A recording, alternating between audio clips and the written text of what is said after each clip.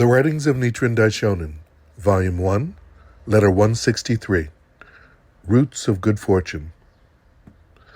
I have received the various gifts that you were kind enough to send. The roots of good fortune are not determined by whether one's offerings are large or small. Depending upon the country, the person, and the time, the merit gained will differ in various ways. Suppose one dries dung, breaks it up, passes it through a sieve, and forms it to resemble a block of sandalwood.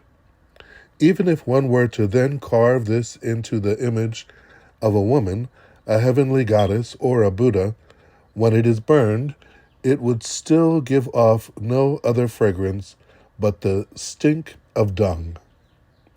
Similarly, if one kills or robs others and takes from them the first fruits of the harvest, then even if one would offer one's gains with the intent of acquiring merit and good fortune, that offering would instead become an evil deed. The wealthy man, Sudatta, was the richest person in all of India. He built Jetavana Monastery as an offering and invited the Buddha there.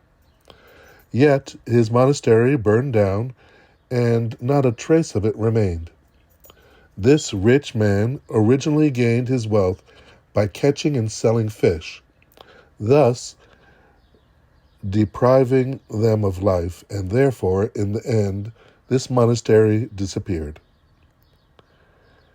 In the same way, the donations made by people today may seem impressive, but they are offerings of fiefs won in battle or of wealth gained by heedlessly oppressing the people.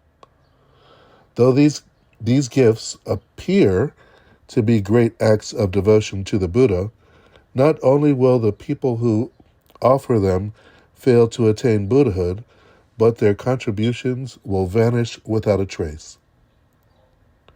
Again, even if one does no harm to others and honestly strives to make offerings, there will be cases in which one does not attain Buddhahood. To illustrate, if one plants good seed in a bad field, the seed itself will be ruined, and one will, in turn, suffer loss. Even if one is sincere, if the person to whom one makes offerings is evil, those offerings will fail to produce benefit. Rather, they will cause one to fall into the evil paths. Your offerings were not made to me, Nichiren, but to the Lotus Sutra. Therefore, we must leave it to Shakyamuni Buddha, many treasures Buddha, and the Buddhas of the 10 directions to fathom the greatness of the resulting benefits. I have written to you about various events of this past year, but I must say that I do not recall at any time in my life such cold as we are now experiencing. The snow has fallen and piled up in great quantity. Even those with a strong resolve find it difficult to visit me. The fact that you have sent a messenger to me here shows that yours is certainly no ordinary sincerity. With my deep respect, Nichiren. The 27th day of the 12th month. Reply to the lay nun of Kubo. Background. Nichiren Daishonin wrote this letter at Minobu in the last month of the 4th year of Koen, 1281, to the lay nun of Kubo, thanking her for the offerings that she had sent him. The lay nun was a widow who lived with her daughter in Kubo in Fuji district of Suruga province, but little else is known about her.